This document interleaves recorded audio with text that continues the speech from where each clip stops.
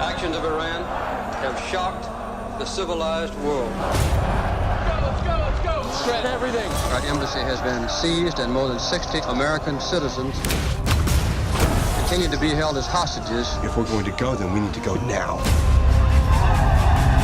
You may have seen it in the movie, but in real life, the mission to save 6 American diplomats held hostage during the 1979 Iranian Revolution was a lot less dramatic. The car chase of the decade at the airport. Right? The down-to-the-wire. The tension and the animosity between Iranians and the 6 at the bazaar. Great for the movie, but in reality, never happened. Everything went quite smoothly, and here's a predicament for Ben Affleck, as he said, everything went so smoothly, how am I going to make a movie out of this? Back in 1979, Mr. Taylor and his wife had provided refuge for the American hostages for 3 months in Iran, but their roles were downplayed in Oscar-winning film Argo. Instead, director Ben Affleck made a hero out of CIA agent Tony Mendez, which he plays in the movie. The story goes that Mendez single-handedly orchestrated the rescue mission by masquerading the hostages as fake film crew, scouting locations for a fictional Hollywood science fiction movie. The Canadians were left aside. I think that's one aspect of Hollywood. Hollywood isn't about history, it's about entertainment.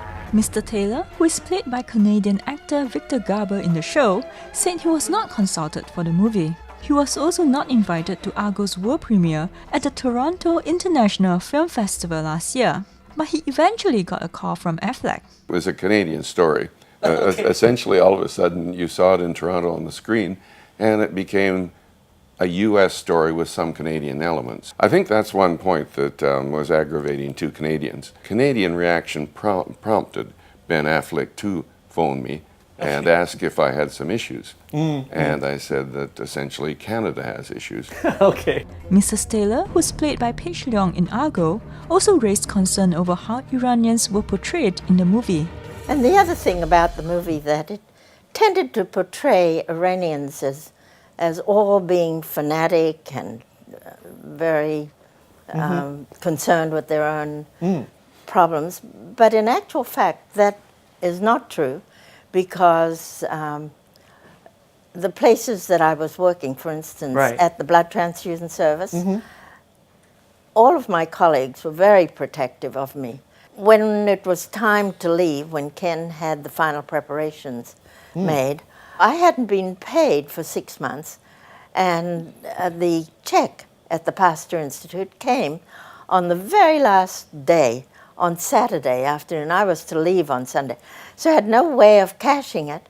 I went into the locker room, and all my Iranian colleagues had their wallets out and were counting all the money they had in order to give me the money for the check, which they did, and they took the check.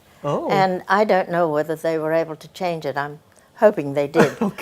But they were very generous. They didn't have to do that. In fact, that money was put into good use. And then I think it's only fair to say what happened to Pat's back pay. Pat came to the embassy, and about 3 weeks before we were thinking of the U.S. diplomats leaving, and I said, "Oh, that's great, you've got your back pay. Now, can I have it?"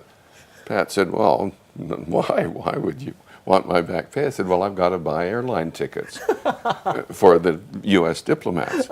So I used Pat's money and bought 6 tickets on 3 different airlines, just in case that one didn't break down. And I said, "Don't worry, somebody's going to pay you back." Pat claims she's still waiting. I claim at some point she got paid back. I don't think so, but now it should be worth quite a lot with the interest. Despite their concerns over the dramatization of the rescue mission, both Mr. and Mrs. Taylor agreed that Affleck was a gifted director, and his film was gripping to watch. Pat got caught up in the movie, very much so, knowing the realism, but at the same time sort of pondered and asked me, "Did we get out okay?" Ben Affleck's a gifted director. He had a wonderful track record, and he took a story and modified it and made it a very exciting drama, particularly pertinent during these days of practicing diplomacy in a very dangerous neighborhood, which is the Middle East, underlined by the tragic events at the consulate in Benghazi. But what if he had to choose between Argo and Our Men in Tehran, a Canadian documentary chronicling the same event, which premiered 2 months ago? As Prime Minister Joe Clark remarked at the premiere, when asked, he saw both, and they asked, well, what about Argo versus Man in Tehran? And he said, well, truth is better. You have the possibility of saving people's lives.